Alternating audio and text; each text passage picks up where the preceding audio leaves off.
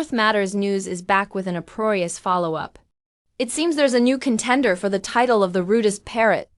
Our intrepid Alaskan correspondent, Janet Crabworthy, takes up the story. I received a call from a person living in Arizona, one Mabel Digsworth. Mabel and her husband Ralph, it turns out, own a charming parrot called Olbaid, Diablo spelled backwards. Chuckled Janet. I spoke with Mabel over the phone, and I could hear Olbaid squawking in the background. I tape recorded some of his colorful language and just listened to the abuse. The recording played back, unmistakably loud and clear. Who's that on the phone? Called the freaking taxidermist, have you? I'll bite his nuts off if he tries to stuff me, the shithead. Well, I couldn't believe my ears, Janet said, her eyes wide with disbelief. This is one parrot I just had to meet. Upon arriving at the Digsworths' home, Janet was greeted by Ralph at the front door. Welcome.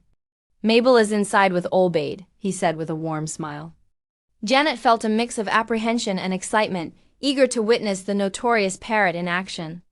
Is Olbaid around? She asked, trying to gauge the atmosphere. Oh, he's just eating his seeds, Mabel replied cheerfully. He always eats this time of the day.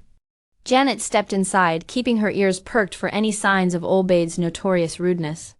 Someone is here to see you, Obi. Ralph called as he brought the parrot into the room. Olbaid was perched quietly, his bright feathers contrasting with the calm of the living room. But as soon as Olbaid laid eyes on Janet, all hell broke loose. What's that piece of shite doing here? He screamed, his voice echoing through the house. Get out! I can see you were at the back of the queue when the good looks were being dished out, sister. I've seen better-looking gorgons.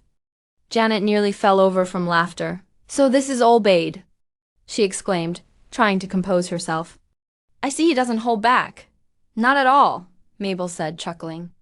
He has a flair for the dramatic. He's quite the character. Olbaid continued his tirade, unfazed by the laughter surrounding him. Want a piece of the action, Mama? Let's get IT on, right here and now. Wow! Janet gasped, hardly able to keep up. Does he ever take a break from the insults? Oh, sometimes, Ralph replied, grinning. But not when he has an audience. He loves the attention. Does he have any particular favorites when it comes to insults? Janet asked, intrigued. Absolutely, Mabel chimed in. He has a whole repertoire. Just the other day, he called the mailman a walking disaster in khaki shorts, the son of Frankenstein. It was hilarious. As the interview progressed, Janet found herself captivated by Olbaid's antics. Do you ever worry about what he might say? She asked. Not really, Mabel said, shrugging. We just let him be himself. Besides, it makes for great stories. Speaking of stories, Janet said, what's the rudest thing he's ever said to a visitor? Oh, that's an easy one, Ralph laughed. Last week he told my cousin that she looked like she'd been hit by a truck and that he hoped it wasn't a family heirloom. Janet erupted into laughter and Olbaid, sensing the vibe, piped up again. If you think I'm bad, you should hear my cousin. He makes Emmy look like a saint. As the afternoon unfolded, Olbaid continued to entertain with his sharp tongue and outrageous remarks.